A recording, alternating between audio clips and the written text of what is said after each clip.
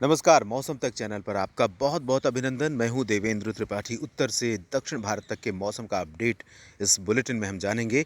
उत्तर भारत के क्षेत्रों में हवाओं का रुख फिर से पश्चिमी हुआ है और इसी वजह से राष्ट्रीय राजधानी दिल्ली, हरियाणा, पंजाब और वेस्ट उत्तर प्रदेश के अधिकांश शहरों में प्रदूषण के स्तर में आज कुछ इम्प्रूवमेंट हुआ है। यानी कि प्रदूषण साफ हुआ है और हवा की गुणवत्ता जो है वो पहले की तुलना में कल के मुताबिक आज बेहतर हुई है। धूप ज़्यादा दिखाई दे रही है। और आज ही नहीं बल्कि मैं कह सकता हूँ कि कल यानी 15 नवंबर को भी ऐसी स्थितियाँ रहेंगी।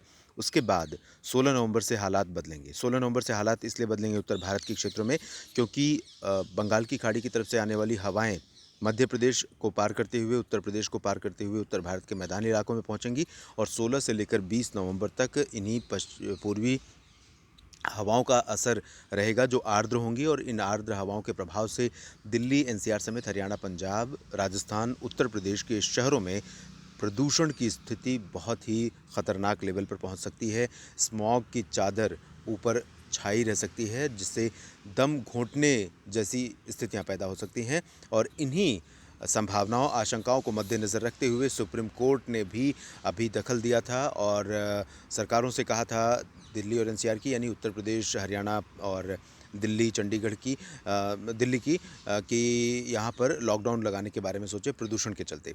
और इसके बीच में दिल्ली सरकार ने अगले 7 दिनों तक फिर से स्कूलों को बंद रखने के आदेश दे दिए हैं।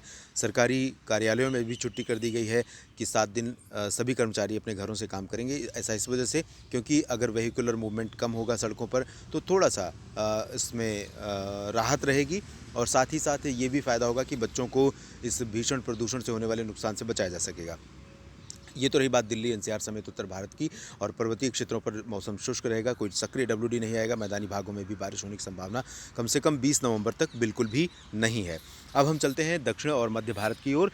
दक्षिण भारत के क्षेत्रों पर इस समय लगातार बारिश हो रही है और आपको बता दें कि 16 नवंबर से अभी आज और कल दक्षिण भारत में तमिलनाडु, चेन्नई समेत तमिलनाडु और केरल, कर्नाटक, आंध्र प्रदेश, तेलंगाना इन सभी क्षेत्रों में बारिश तो होगी ही।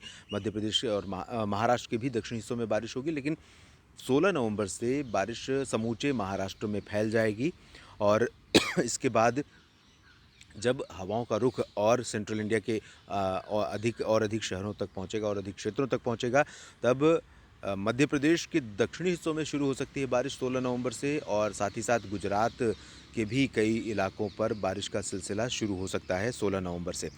और क्योंकि एक नया सिस्टम बना है बंगाल की खाड़ी में लो प्रेशर, जल्दी ही इसके डिप्रेशन और उसके बाद डीप डिप्रेशन बनने की आशंका है। ये सिस्टम पश्चिमी और उत्तर पश्चिमी दिशा में आगे बढ़ते हुए भारत के तटों की तरफ पहुंचेगा। इससे पहले जो सर्ज है हवाओं की बंगाल की खाड़ी से आने वाली वो लगातार पूर्वी तटों पर जारी है और सेंट्रल इंडिया तक पहुंच रही हवाएं और इसी वजह से मध्य प्रदेश में 17 नवंबर को और 18 नवंबर को अधिकांश शहरों में मध्यम से तेज़ वर्षा होने की संभावना है। कई इलाकों में बारिश होगी। इस दौरान वेस्टर्न पार्ट्स में ज़्यादा होगी, ईस्टर्न पार्ट्स में कम होगी। यानी भोपाल से लेकर इंदौर, उज्जैन, रतलाम, देवास और ग्वालियर, गुना तक बारिश होने की संभावना है और 17-18 में ही पूर्वी राजस्थान और दक्षिण पूर्वी राजस्थान में भी बारिश हो सकती है। गुजरात के कई शहरों में 17 और 18 को बारिश हो सकती है और 18, 19, 20 में पूर्वी उत्तर प्रदेश में, बिहार में भी बारिश होने की संभावनाएं बन सकती हैं क्योंकि 17 या 18 नवंबर के बीच में डिप्रेशन या डीप डिप्रेशन की इंटेंसिटी में आगामी सिस्टम भारत के तटों पर टकराएगा। इससे पहले वाला जो सिस्टम आया था उसने महाराष्ट्र तक बारिश दी थी। ये जो सिस्टम आ रहा है राजस्थान तक बारिश देगा तो राजस्थान और उत्तर प्रदेश के लोगों को भी लंबे समय बाद बारिश देखने को मिल सकती है और ये बारिश निश्चित रूप से इस समय रबी फसलों की बुआई करनी है तो इसके लिए फ़ायदेमंद साबित हो सकती है। बिहार के साथ साथ झारखंड में भी बारिश की संभावना रहेगी और पूर्वोत्तर भारत के क्षेत्रों में फ़िलहाल बहुत ज़्यादा बदलाव मौसम में होने की संभावना नहीं है लेकिन जब ये सिस्टम भारत के तटों पर टकराएगा तब आंध्र प्रदेश और तमिलनाडु के तटों के साथ साथ तेलंगाना और उत्तरी आंतरिक कर्नाटक के कई शहरों में, छत्तीसगढ़ और ओडिशा के दक्षिणी भागों में कई जगहों पर मूसलाधार वर्षा से सामान्य जनजीवन प्रभावित हो सकता है। तूफानी रफ्तार से हवाएं चल सकती हैं। 17 और 18, 19 नवंबर को लाइटनिंग स्ट्राइक और थंडरस्टॉर्म के साथ भारी वर्षा हो सकती है। इस बुलेटिन में इतना ही। आप बने रहिएगा मौसम तक चैनल के साथ। धन्यवाद।